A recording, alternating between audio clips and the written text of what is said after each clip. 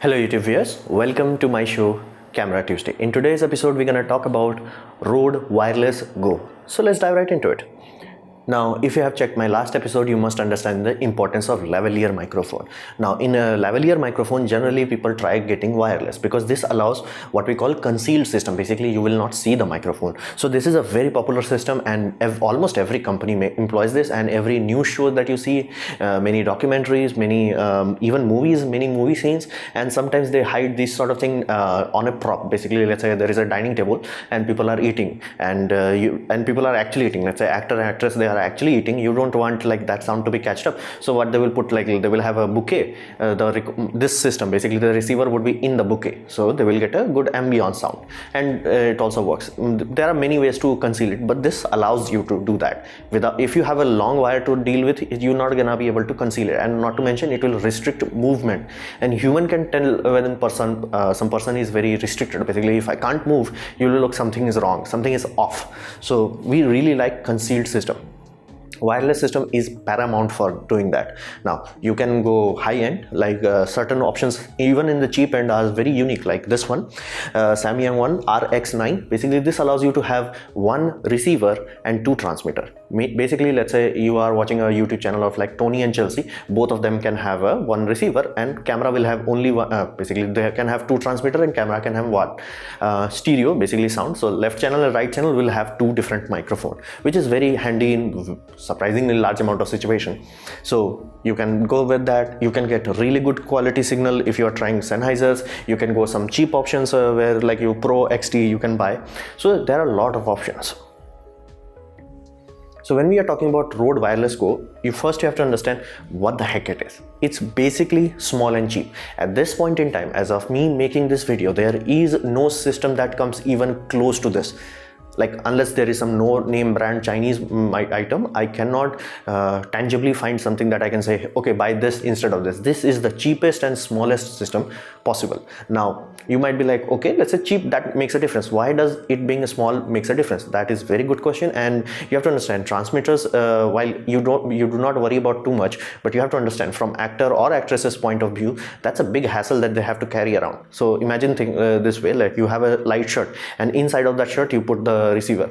Okay, everything is nice and dandy, but let's say a person is moving around, that weight will physically show up in a camera that hey, something is inside there. So what we will do, you will put it in the pants or with a belt. That's why most of them come with a belt couple. Again, now if you have a full body shot, that's an issue again. So generally you may tie it into, like, you know, someone's pant or on a leg. Like it's generally done for female actresses, that the receiver is generally banded to their leg, so that way you can still have the full actress shown in the camera, but you will not see the microphone. Again, you can understand the hassle of it.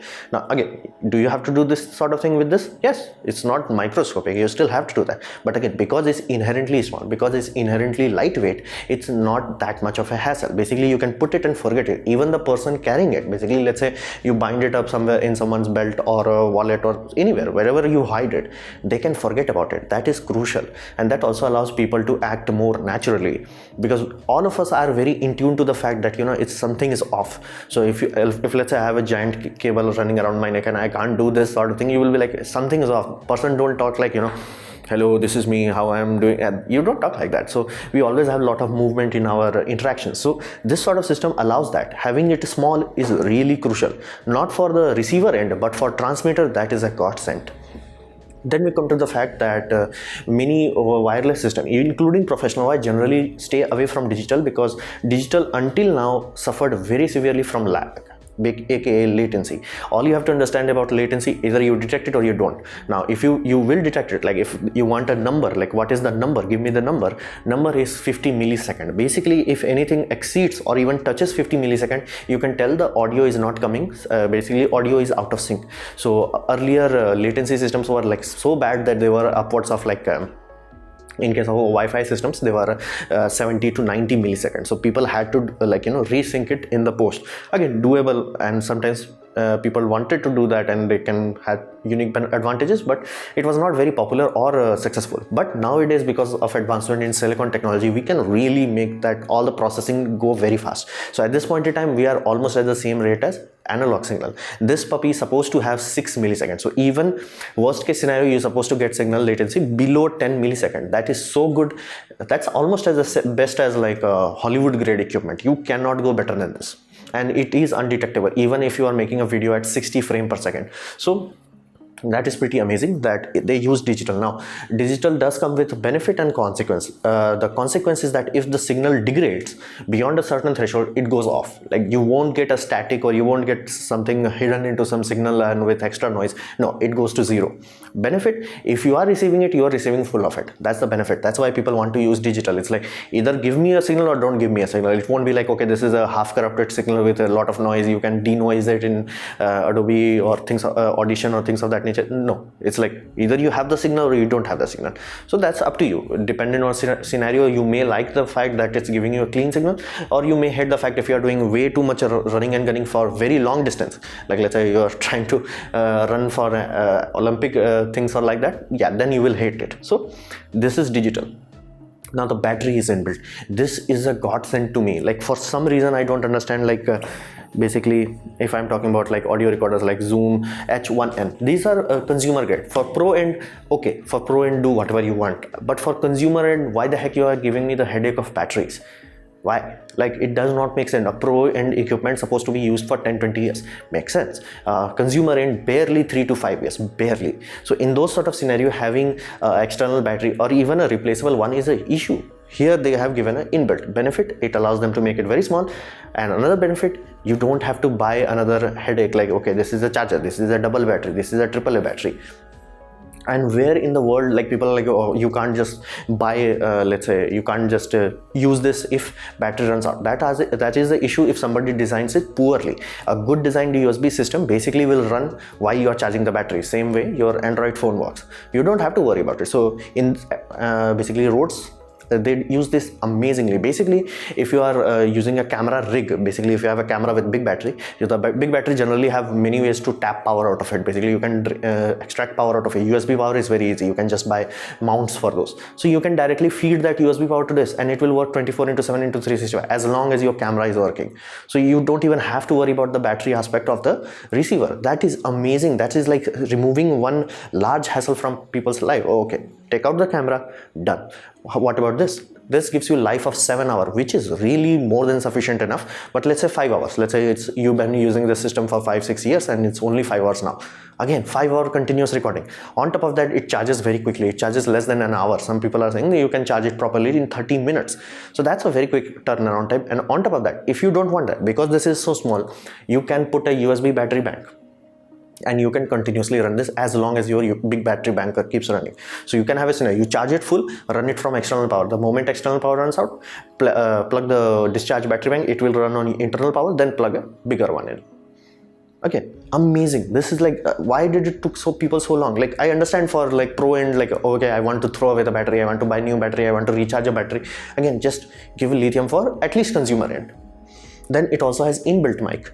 Again, inbuilt mic is a dual-edged sword. Now, if you are a corporate shoot or anything professional, please make sure you buy a lot of gaffer strips and close up everything. Not to mention, because if you plug it outside, basically this body is outside, this LED will be very distracting. So you have to make sure you cover it up, and you have to cover any logo that is shown. The clamp on the back side of this basically unit has a Rode logo plastered on, so you have to make sure that it's completely covered up. So that one thing is you have to take care of. But because the mic is inbuilt, you can simply, you don't have to worry about basically the transmitter. You simply take this and clamp it on. Like you can clamp it on a pocket, you can clamp it on a collar.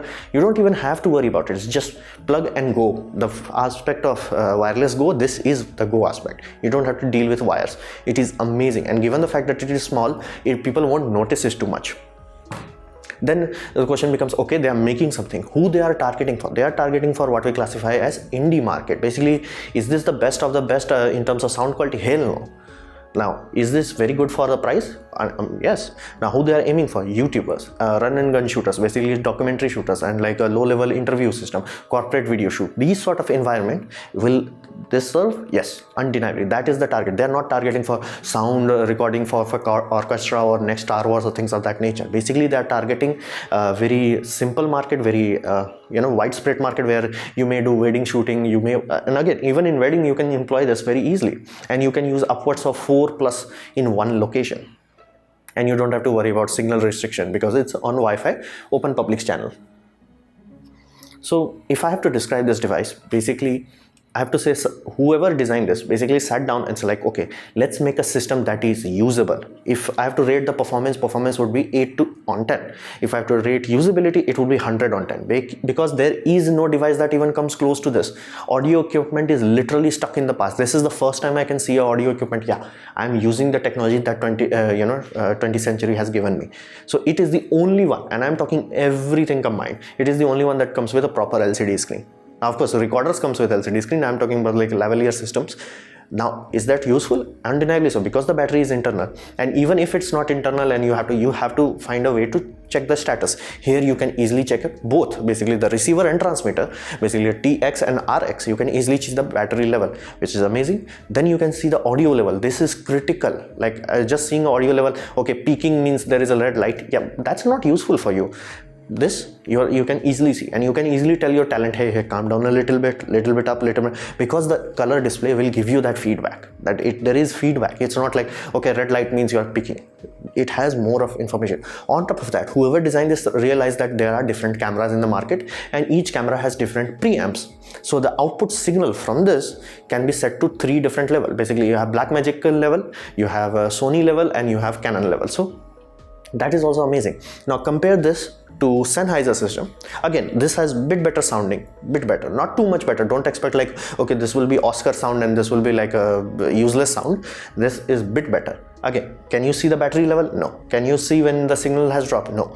Can you see anything? Basically anything about this equipment will tell you how it's doing? No. Is it bigger? Yes. Is it more expensive? Yes. Then what's the point? And not to mention, because you can't change the output level unless you buy physically something else. Let's say this works flawlessly with Canon system, but the moment you plug it into Sony, you have to speak very quietly because the signal is very loud. So in those sort of scenario, it makes sense. Like somebody sat down and it's like, okay, let's design a system that is usable with modern technology. The fact you can see battery life, the fact you can easily see the audio level, the fact you can control the output level. And this is a $350 system. This is a $200 system. Somebody sat down and designed this.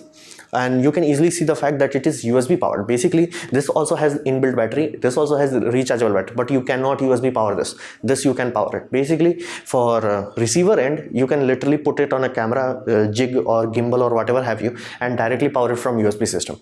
And forget about it. Basically, you don't even have to deal with the internal battery of this. You just like plug it from the main battery. That is amazing. Now, on the receiver end, basically, if you are a talent and all that, it's a bit tricky, but you can still buy a very big battery bank. And like if you are dealing with like backpacks, you can put the battery bank in the backpack and just run a USB wire to the basically receiver end. These sort of thing is possible in this. It's not possible in Sennheiser. The fact that at least on the receiver end, just give me the receiver that I don't have to worry about. So basically, only thing I have to worry about charging or recharging the battery on my end. I don't have to deal with the camera aspect. And the fact that everything is inbuilt, including the basically amplifier and all that, it's pretty amazing. So if I have to simplify, you can see the clamp. Now, of course, there is always, all of the receiver or preamplifier, everything has clamps. They are like, what if we used 2-in-1 clamps? Basically, the clamp you can see is exactly the same, but you can hot shoe mount it. That is amazing. That's like somebody sat down, it's like, hey, it's all more or less the same size as a hot shoe. How about we like shrunk it down to the perfect size? Because you have to understand, even though hot shoe mount designs are different from Sony to Canon to Nikon to everything, they still have the same dimension. So that's why this plastic clamps work. This is amazing. This is like somebody sat down and it's like, let's design something with useful intent. So this is in terms of simple. If I have to give you a simple verdict, price to performance, untouchable. Like, can you get better sound than this? Undeniably so. Can you get better sound than this in this price? Hell no. Can you get better usability than this in any price? No. So understand this aspect of it. Like, you will buy this and you will use it. So at this point in time, I cannot recommend this enough. Basically, if you are starting a small YouTube channel, this is a very good quick run and go system. Can I recommend some things to add on to this, or can I find out flaws? Yeah, there are a long list of flaws, but at this price I cannot tell them. At this price I can't. Like, there are very high-end systems which are like flawed, like simply like this. The fact it has nothing, you cannot tell. You basically have to do Morse code. Oh, the LED is blinking 3 times, means the audio is speaking. LED is blinking 5 times, basically battery low. So in this sort of scenario, this literally sells that somebody is there who knows how to design a product that is usable. So in terms of performance, I will not say like buy this and be like, okay, I'm gonna be like the best audio guy ever. Like, you can put a very high quality lavalier microphone, heck, buy it from Sennheiser, and you will get better results, undeniably so. But don't expect your sound to be like groundbreakingly awesome. It will be very good, but it won't be groundbreaking. But in terms of usability, you will not find a system that is more simpler than this. Now, you can buy some another system which is more or less the same price, but in that, like Samyang makes a very interesting one where you can have a receiver that can receive 2 signals. Basically, let's say you are in Tony and Chalsab scenario, the same thing I showed you beforehand. Basically, you can have 2 microphone input into the same point. So in terms of Røde, they have done a very amazing job. This is like somebody sat down and designed a product. This is not like, yeah, let's just make something small and have a headphone output. Nobody thought of like, okay, what if your camera has a different preamplifier? What if not everybody is using Canon camera? What if not everybody is using Panasonic camera? It's like, sit down and figure things out. Like, this literally shows that somebody's like, okay, hey, everybody has a different preamplifier in their camera. Might as well allow them to change the setting. Awesome. You need to see your battery level. You can see it. So amazing. Like, this is more expensive system. So again, as of now, I cannot recommend this enough, and I am very happy that Røde built something like this, because if Røde has done that, somebody will at least copy it and may make it cheaper or may make it better. So you can go either direction. Some competitor may come out with a basically upgraded version of this, or some competitor may come out with basically same Røde system bit cheaper. So again, it's actually beneficial for us consumer. So this was my presentation on Røde Wireless Go. I hope you liked it, learned from it. In that case, please leave a like. Click the ad that are shown in this video. That will directly help me. And if you didn't like it, don't worry about it. You can press dislike. I would urge you to press it twice to show me your extra disappointment. And leave a comment because I reply to all of them. Subscribe, press the bell icon if you're free. And as always, thanks for watching.